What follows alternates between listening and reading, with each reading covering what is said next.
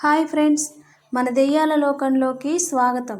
నడిరాత్రి jasmine సువాసన వస్తోందా?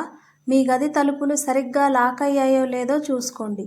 ఎందుకంటే ఈ కథ విన్నాక మీరే ఆ పని చేస్తారు. మరి ఈరోజు వీడియోలోకి వెళ్ళబోయే ముందు ఈ వీడియోని లైక్ చేసి మన ఛానల్ని సబ్స్క్రైబ్ చేయండి.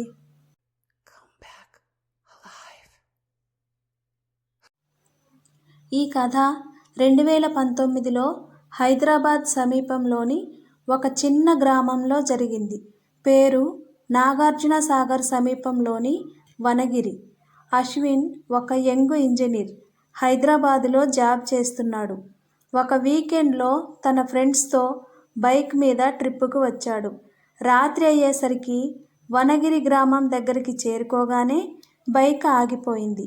చుట్టూ అడవి, వర్షం కూడా పడటం మొదలయ్యింది. గ్రామంలో ఒక్క ఇంట్లో మాత్రమే లైట్ వెలుగుతోంది. వాళ్ళు అక్కడికి వెళ్ళారు. ఇంటి యజమాని ఒక ముసలి వ్యక్తి. పేరు రామయ్య. బాబు, రాత్రి ఇక్కడ ఉండకండి. ఈ అడవిలో ఆమె ఉంది అని హెచ్చరించాడు. అశ్విన్ నవ్వి, ఆమె అంటే భూతమా తాత అని అతని మాటలు పట్టించుకోనట్టు మాట్లాడాడు. రామయ్య ముఖం సీరియస్గా మారింది. భూతం కాదు బాబు, కామ పిశాచి. అందం చూపించి ఆకర్షించి రక్తం తాగి ఆత్మను బంధిస్తుంది. ఒకసారి చూసినవాడు తప్పించుకోలేడు. అయినా అశ్విన్ వాళ్ళు అలాంటివన్నీ ఏమీ ఉండవు తాత. మా గురించి నువ్వేం భయపడకు. ఆ రాత్రి అక్కడే ఉండిపోయారు. రామయ్య ఒక పాత గది ఇచ్చాడు వాళ్ళకి. అశ్విన్ ఒంటరిగా హాల్లో పడుకున్నాడు. ఫ్రెండ్స్ అందరూ ఆ గదిలో పడుకున్నారు. అర్ధరాత్రి 2:47 అతనికి ఒక మధురమైన సువాసన వచ్చింది. జాస్మిన్ పూల సువాసన. కళ్ళు తెరిచి చూస్తే విండో దగ్గర ఒక అమ్మాయి నిలబడి ఉంది.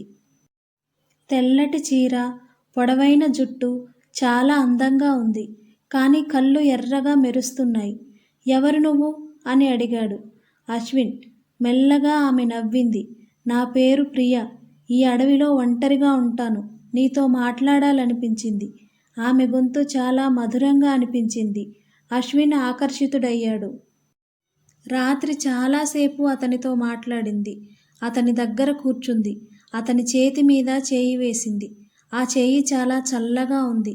నువ్వు చాలా అందంగా ఉన్నావు అని అశ్విన్ అన్నాడు. ఆమె నవ్వి, నువ్వు కూడా నా ఆకలి తీర్చగలవా అని అడిగింది. అశ్విన్ గుండె వేగంగా కొట్టుకోసాగింది. ముఖం దగ్గరగా వచ్చింది. పెదాలు దగ్గర పడ్డాయి. అప్పుడు అతని మెడ మీద ఒక చల్లని శ్వాస పడింది. ఆమె పళ్ళు సాధారణం కాదు, చాలా పదునైనవి. అశ్విన్ భయపడి వెనక్కి జరిగాడు. ఆమె నవ్వు ఇప్పుడు భయంకరంగా ఉంది.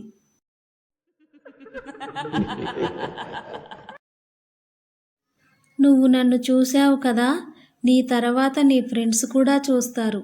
నన్ను చూసిన వాళ్ళెవ్వరూ ఉండరు.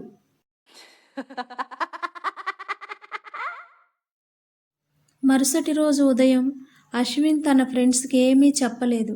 కానీ అతని మెడ మీద 2 చిన్న గాయాలు ఉన్నాయి. ఏంట్రా ఈ గాయాలు అని అడిగితే, మనం వెళ్ళిపోవాలి, తొందరగా వెళ్ళిపోవాలి, వదలదు, ఎవరినీ వదలదు అన్నాడు. వాళ్ళు ఆ గ్రామం నుంచి బయలుదేరారు. కానీ అశ్విన్ మనసు ఆ అమ్మాయి మీదే ఉంది.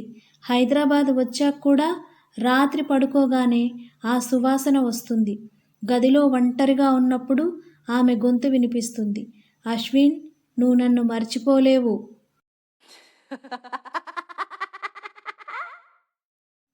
రోజులు గడుస్తున్నాయి. అశ్విన్ బలహీనపడటం మొదలయ్యింది. రక్తం తక్కువ అవుతోంది. డాక్టర్లు ఏమీ కనుగొనలేకపోతున్నారు. రాత్రి ఆమె వస్తుంది. రోజు ఆ గాయాలు కనిపిస్తున్నాయి. రోజు కొంత రక్తం తాగేస్తుంది.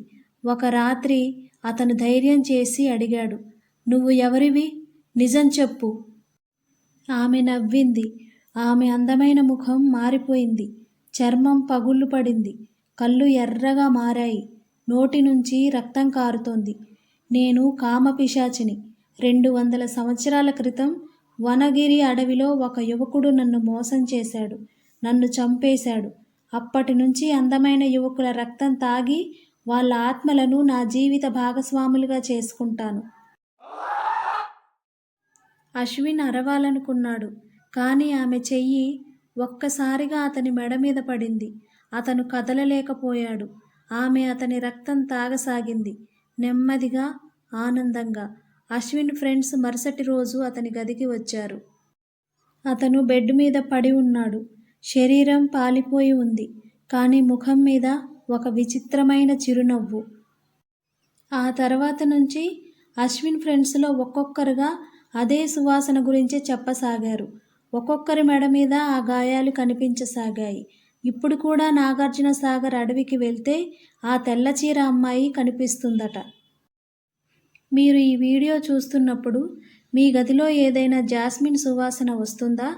వెనక్కి ఒకసారి చూడండి. ఎవరైనా నిలబడి ఉంటే ఆమె కావచ్చు.